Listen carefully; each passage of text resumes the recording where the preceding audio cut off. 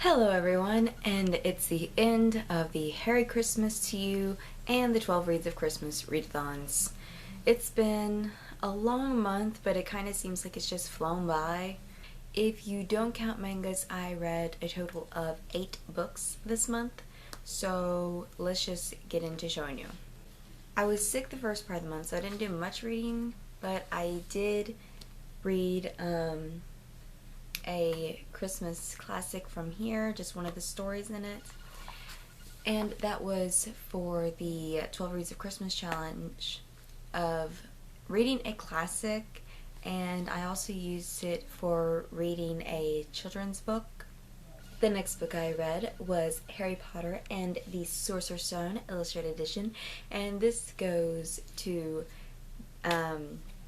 reading a book with red and green on the cover for the 12 Reads of Christmas, and it also goes to the Merry Christmas to you because to participate, all you had to do was either read one of the books, watch one of the movies, or participate in a trivia night. The next book I read was Dark Celebration by Kristen Feehan, and this one did the challenge of reading a book set in Christmas and read a book with white on the cover. It could also be used as the holiday romance. I know that's supposed to be set in summer, but this is the closest thing I had to that.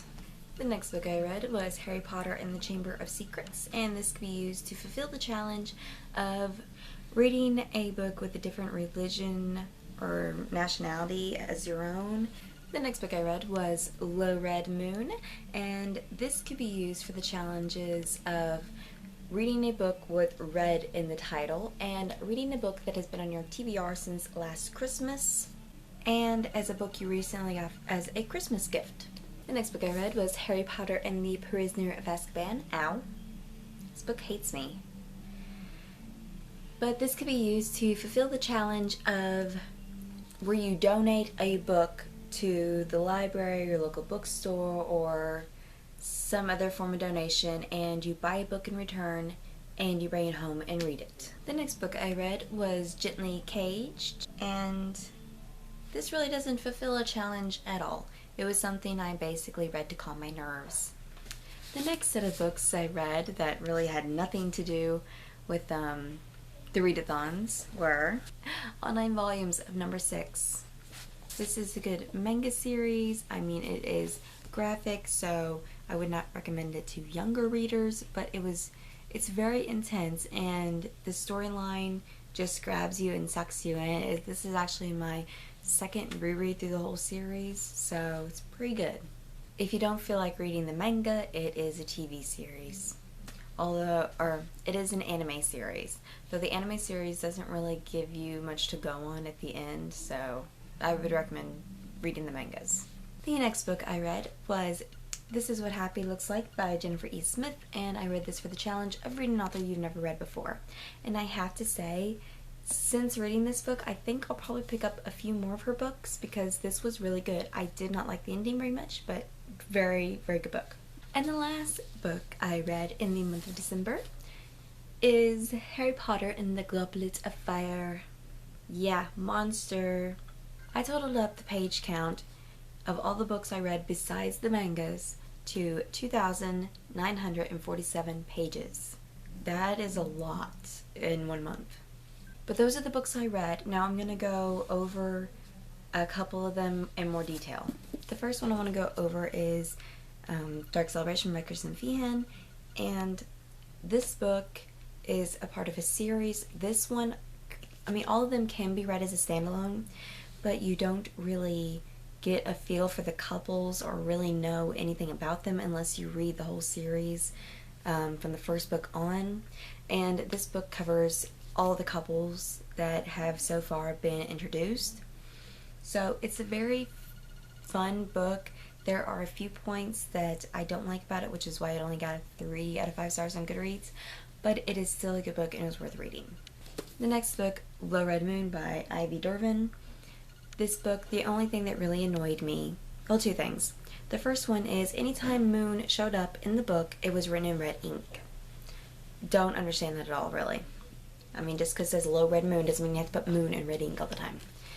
and it needed more detail. It was a very, very interesting book, and I either gave this a 3.5 or 4 stars on Goodreads, and that's because I really highly enjoyed the book, and as soon as I started reading, it sucked me right in and kept me reading till the very end. I read this in a day, I think, which, you know, it's only 200 and some odd pages, but to read this in a day with everything going on during Christmas time is amazing.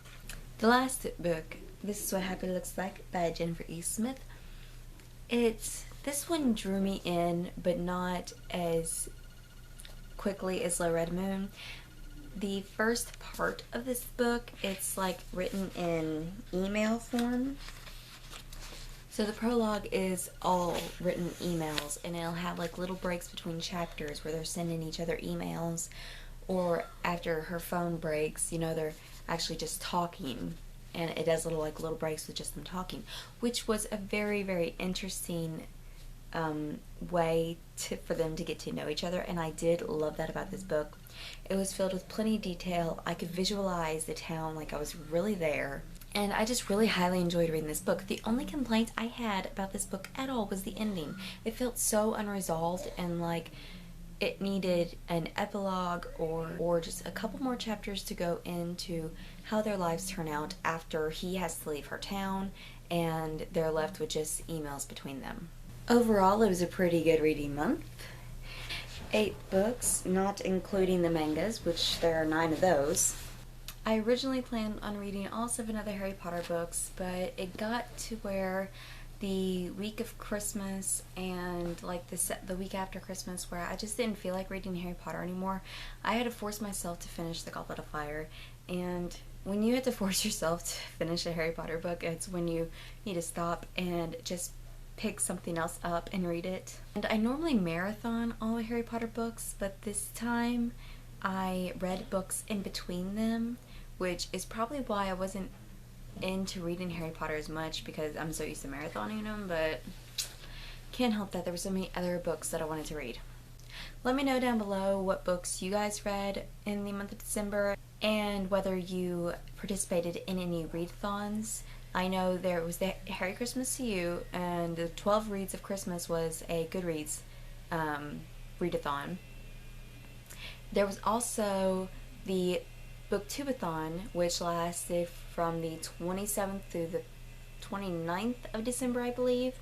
I was going to participate in that and do daily updates, but I have no internet, so I'm filming this on the 1st of January, and I have no clue when it's actually going to be put up. Well, that's it for this update video. Bye, guys!